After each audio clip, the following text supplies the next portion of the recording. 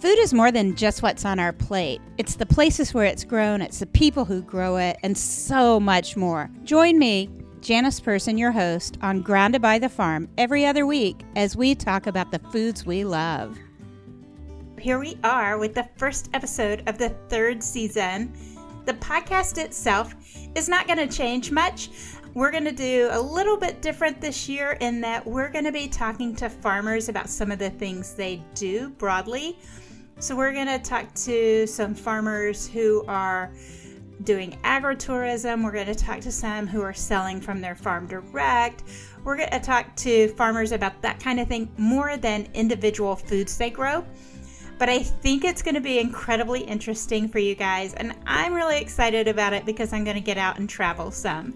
And that has been missing. So I think that'll bring a lot more to the website in terms of videos and some other things to help bring this all alive.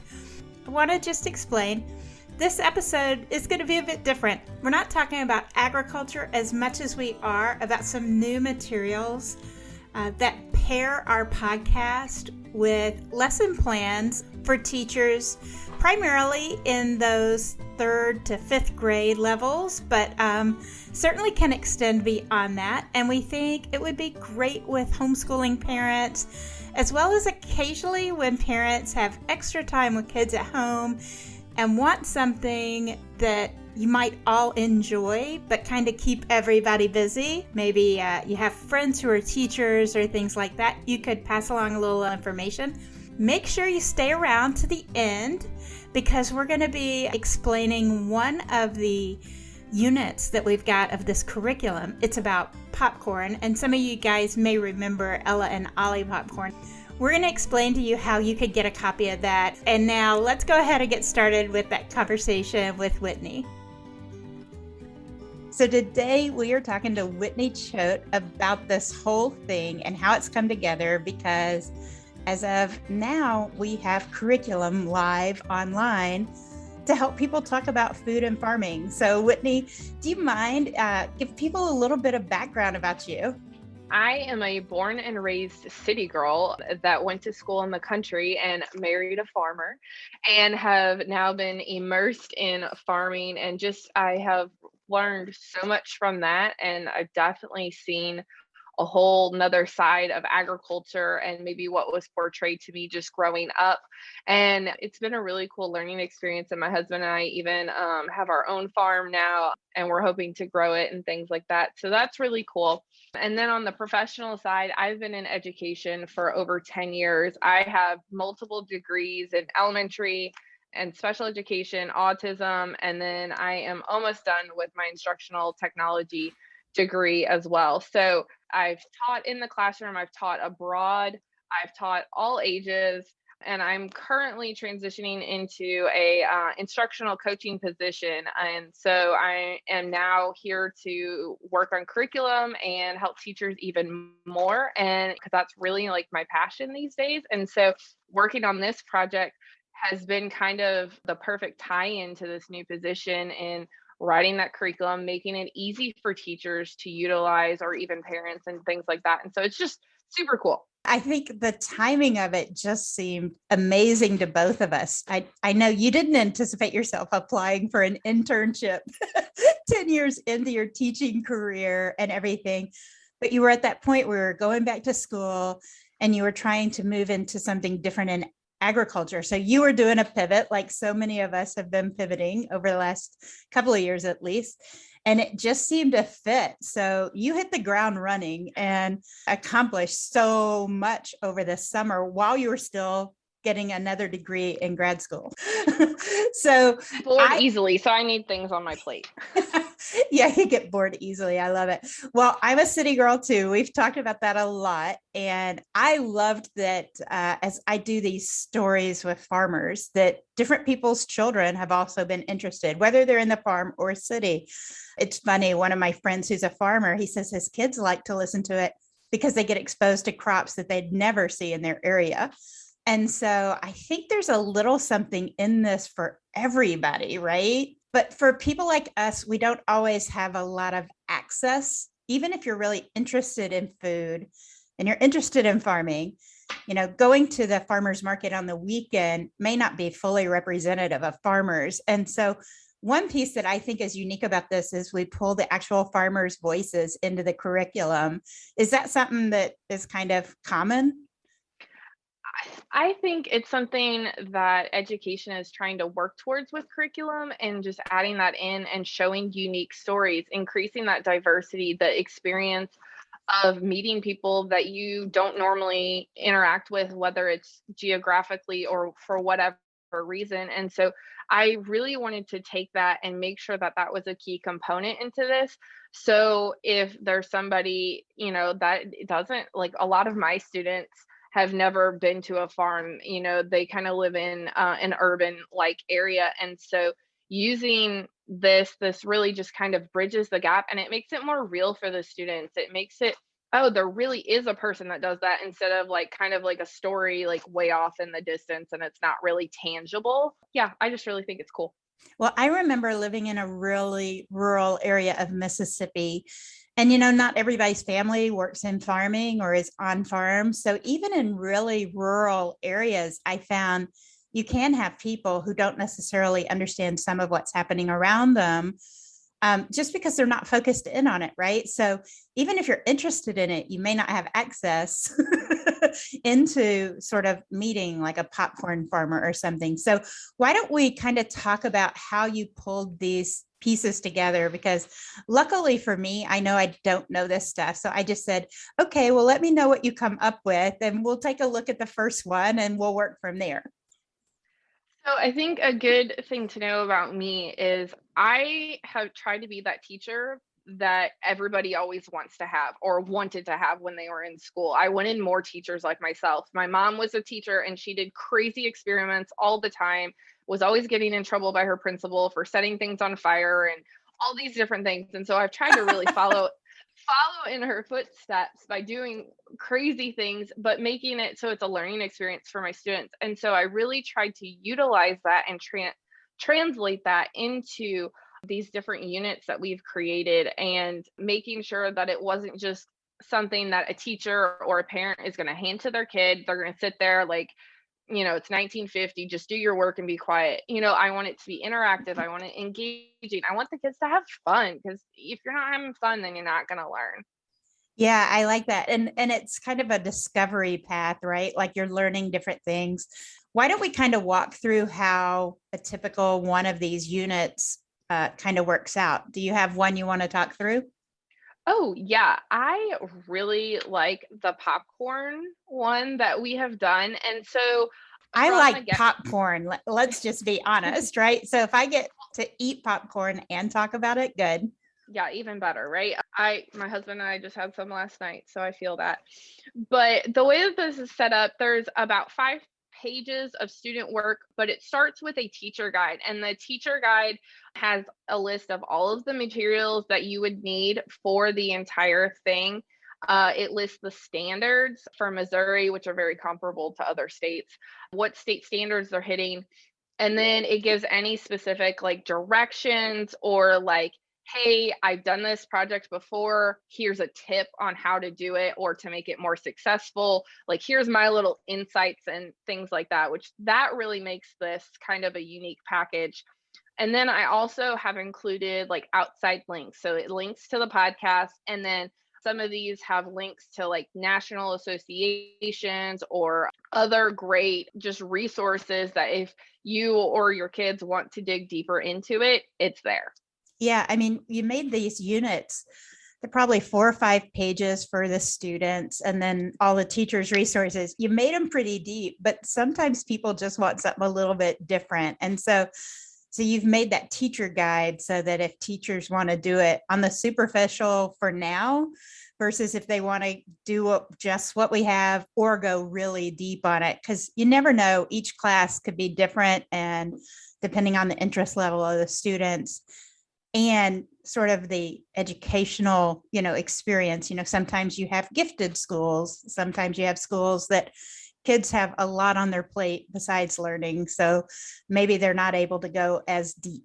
For sure. And so, like, going into that on the student pages, every unit starts with just a general background because, a lot of our students, probably everyone has heard of popcorn, probably even eaten it, but not all of the units are like that. Crawfish, for example, is one that is a little, that's kind of a regional thing and whatnot. And so there's just great background information about each crop or subject. And so popcorn, we kind of talk about why does it pop and different ways to eat it other than the traditional way or the most popular. And then I also just always have some sort of like critical thinking question to make the students, yeah, okay, so you've read like this little blurb, but what can you take from that? How does that apply to your life?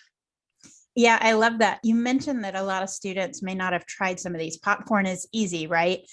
One of them we talk about is tilapia with a Ugandan farmer, right? Which is very unique compared to an Illinois farmer growing popcorn, right?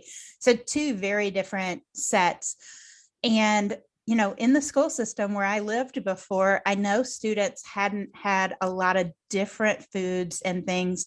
Their families live very close to the poverty level, and buying a bunch of food that you're not sure people in the house are going to like, or you're not sure how to cook it, or all those things really did enter it. And so the school had active programs to get grants in to kind of encourage that greater development of the palate, so that then when students were in the grocery store, they could even help their parents go, well, we liked this, here's what we had. And so I like the idea that this can help students explore some of those foods too.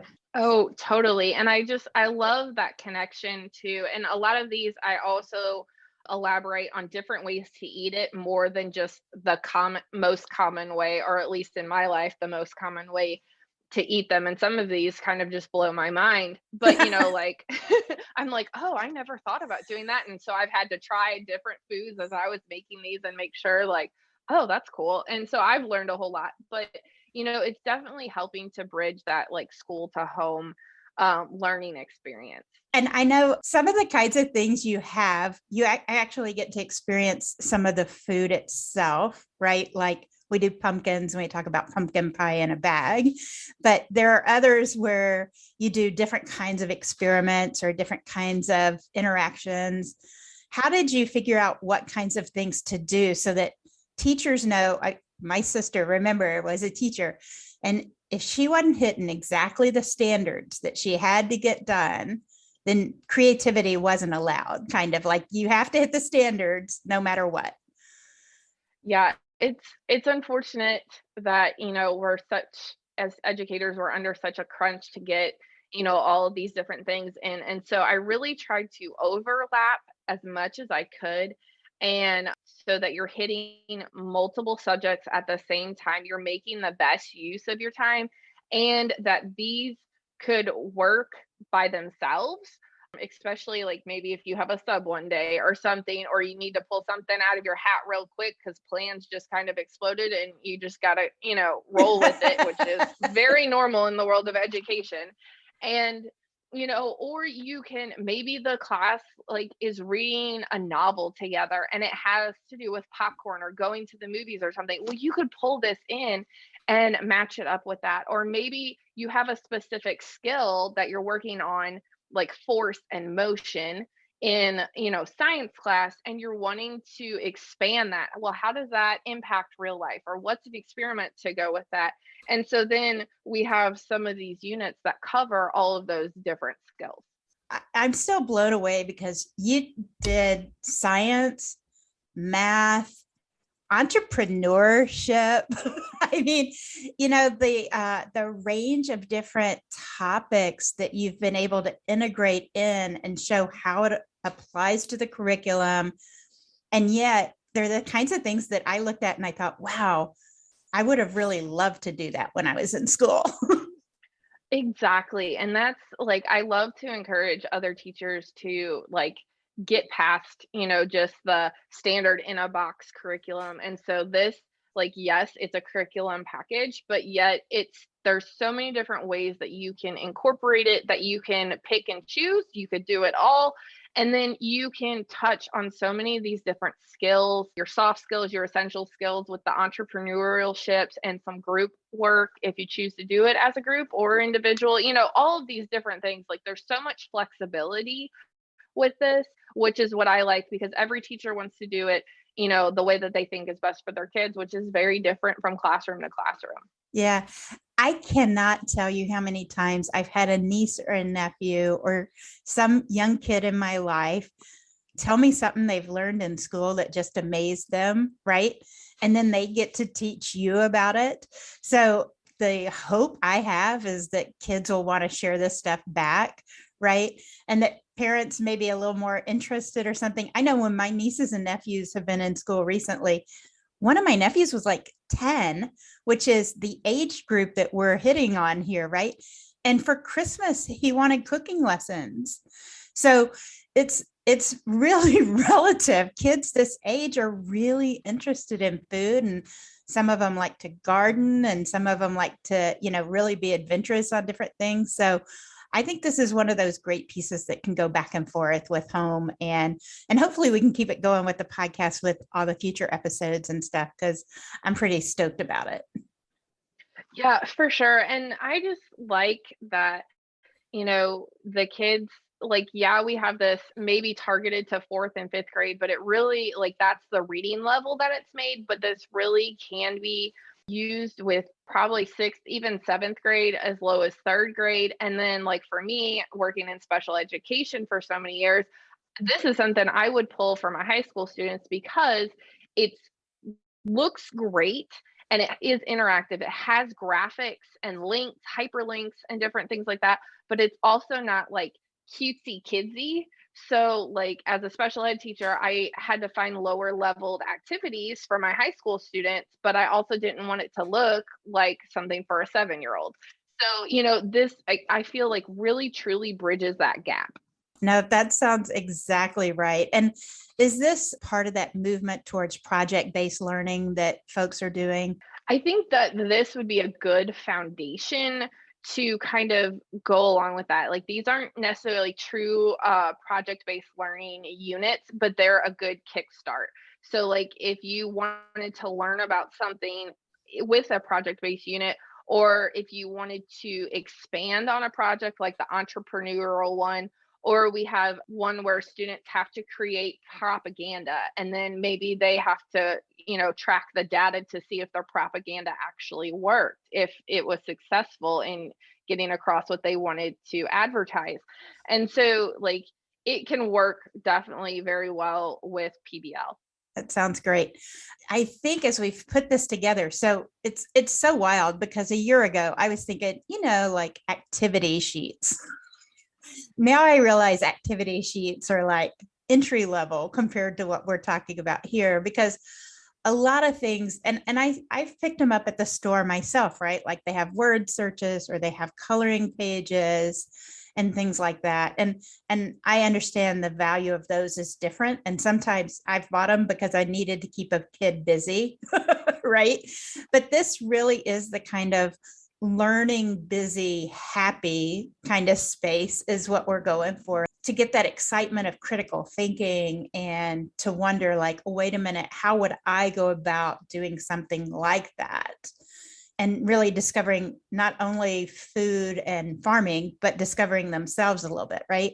That's it. Like these aren't just like worksheets. Yes, it's a PDF document, but it's interactive. There's like for each of the vocabulary words, it goes to a video that explains it a little bit more if you want to learn more about it. Or some of our farmers have videos of them on their farms or have active social media. And so those kinds of links are included to see what it really is and to tie it into like, again, the real life situation and just going deeper with that critical thinking and then the application of skills. That's just really key. Like, how can you apply this? What can you do differently in this experiment? Or why did it happen? Not just here's a fact, memorize it. I think when a lot of teachers hear this, they'll think immediately, oh, they must be on Teachers Pay Teachers. Right. I was not aware of Teachers Pay Teachers because I'm not in that homeschooling teaching set. But as soon as I mentioned to people we were working on this, everybody asked, are you going to sell it on Teachers Pay Teachers? So my assumption is there are a lot of people who are developing these types of curriculum for various things.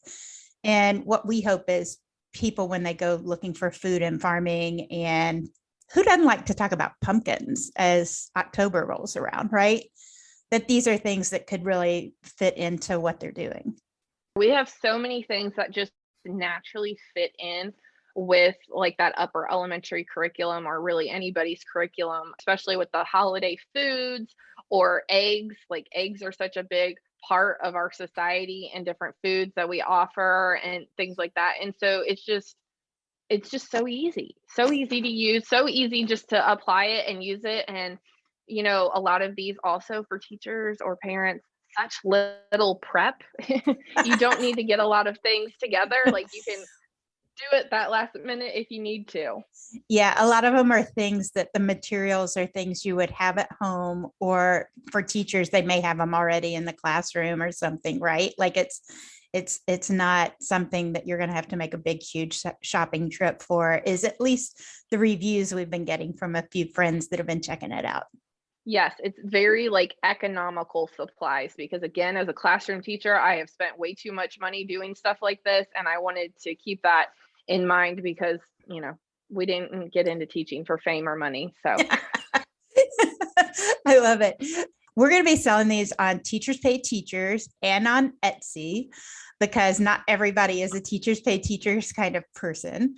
Hopefully, we'll be able to now and then have some special things going on. I'm going to be learning a lot about this process. Thankfully, teachers are willing to help me through it. As you went through this whole process, Whitney, I know we started off talking about that you had married a farmer and are now a city girl living in a farm environment, and you have a farm with your husband yourself. Where were some places where you discovered things that you kind of went, oh, wait a minute, I didn't know about this stuff? well, first was just like crop identification. Like to me, growing in a field or like driving on along a field, everything looked the same and all corn was the same and all the bush plants were the same. Well, no, Milo is drastically different than soybeans, and field corn is drastically different than sweet corn. And I know our students are, a lot of them will go through that same process. One that comes to mind for me on that is Cranberries, looking at sort of how it goes through the process and how it goes through the year and stuff. And that's something a lot of us have never had a chance to see. I think, my image of a cranberry farmer was always the people in the ads standing in the middle of a wet, marshy environment, talk about cranberries for the commercials. I love that unit because it taught me those things, because those were just, the typical pictures and videos that we've seen, and learning that complete process of how a cranberry is made from farm to table. And, the different things, like with that one, I focused on like ecosystems and like density. Why do cranberries float? And so that's a really fun experiment for the kids to figure out what's going to happen and why does it happen, and all of those things.